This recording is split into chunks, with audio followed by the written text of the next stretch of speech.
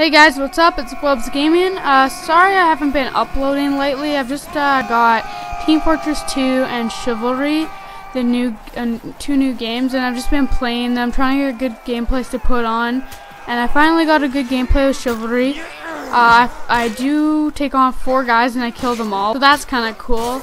So yeah, today's topic I'm going to be talking about is my trip to South Africa and Germany. I went to South Africa with my stepmom and my dad and my 2 sisters, and we went from Canada to Germany on a 7-hour flight, and we finally got there.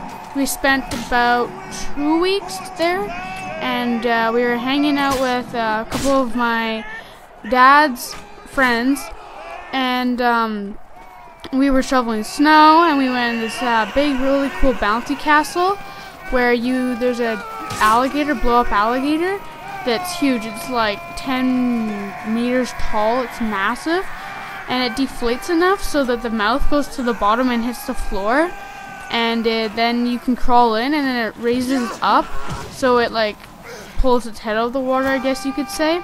There's a theme. And you can just sit in there, and then you slide down the other side.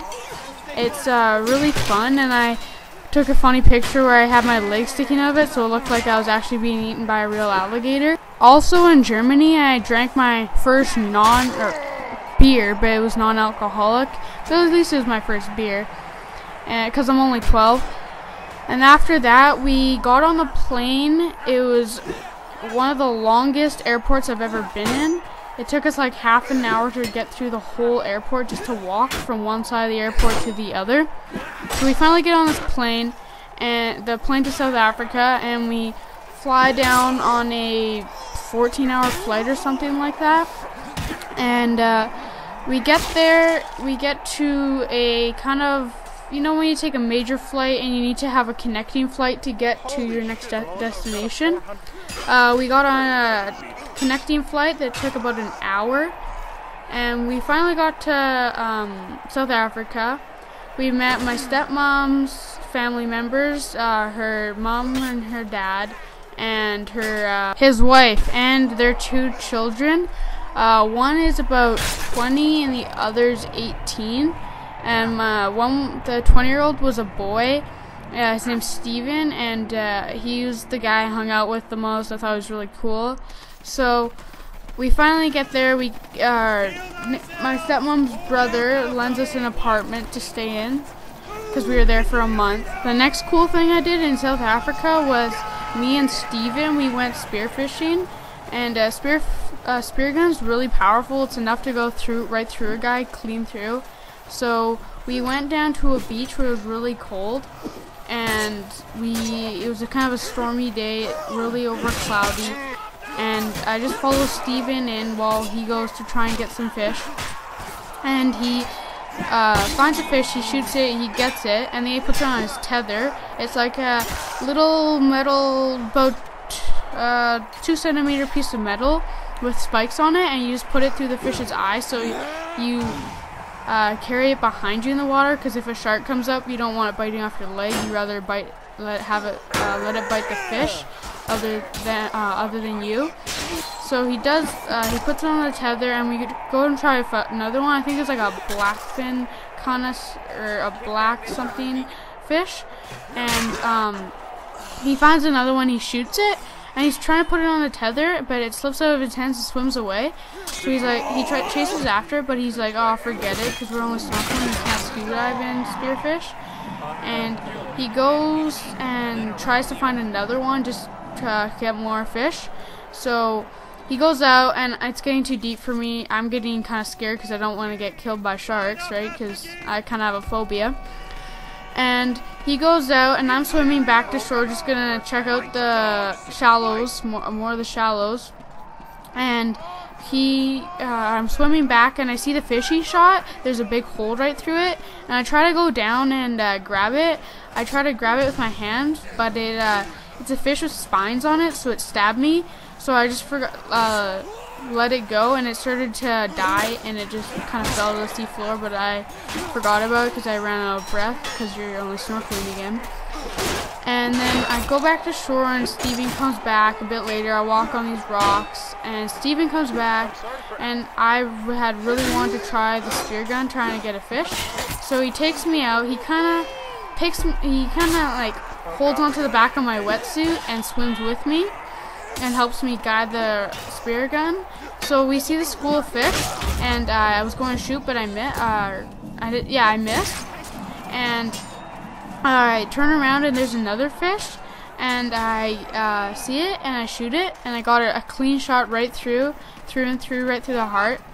And we bring it back to shore, and he said it was like a really bad tasting fish, so he didn't want to descale it or anything or gut it. So he just left it, and we wanted to check with Dave because he's a fish expert, Nikki's father, to see if it was actually a good fish. And we looked it up in his book, and it's a butterfish, and they're one of the best. So I do have to descale it, and I gut it, and it's a pain in the butt to descale a couple days later.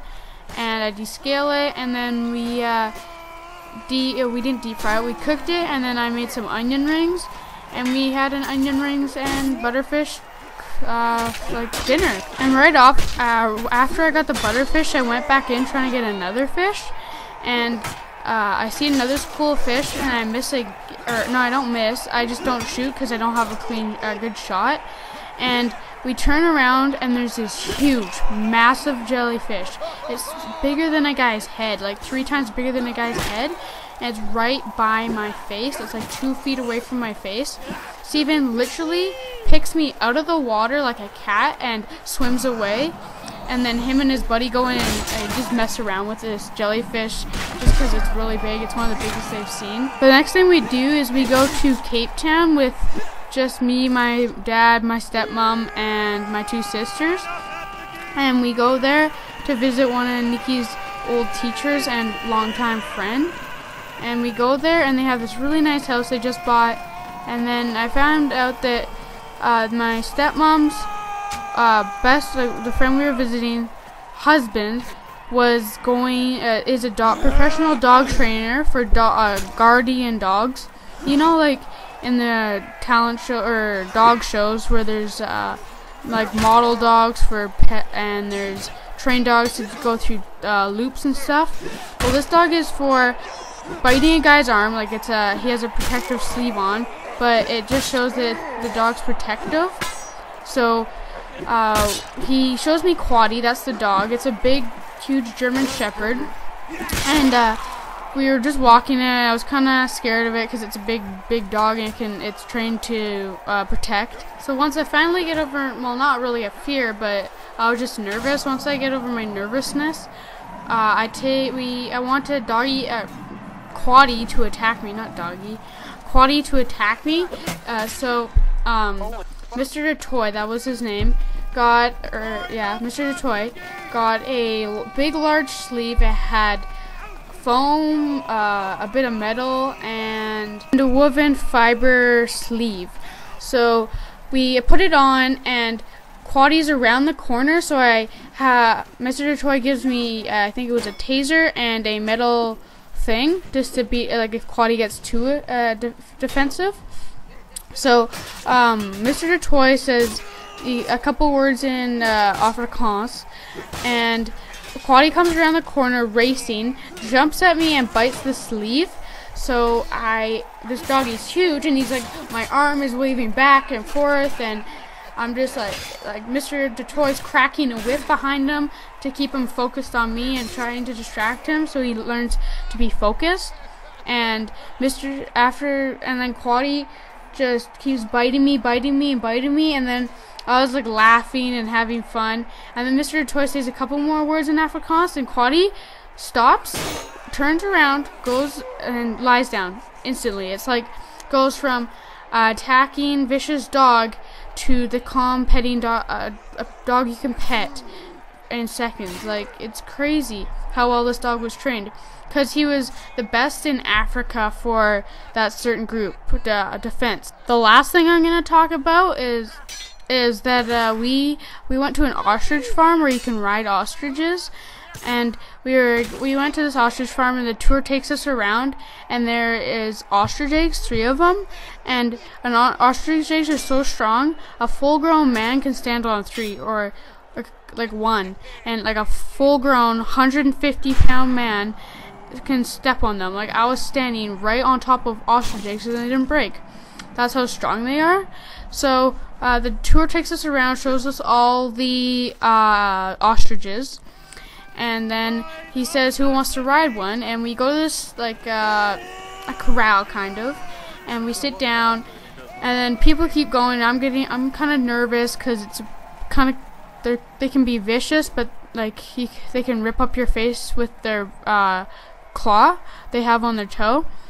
And so I finally get up the guts to go on, and I get on, and I'm riding around in circles, and the thing is jumping up and down and up and down and up, and it's so hard to stay on. And finally they catch the ostrich, and then I get off, and I was laughing.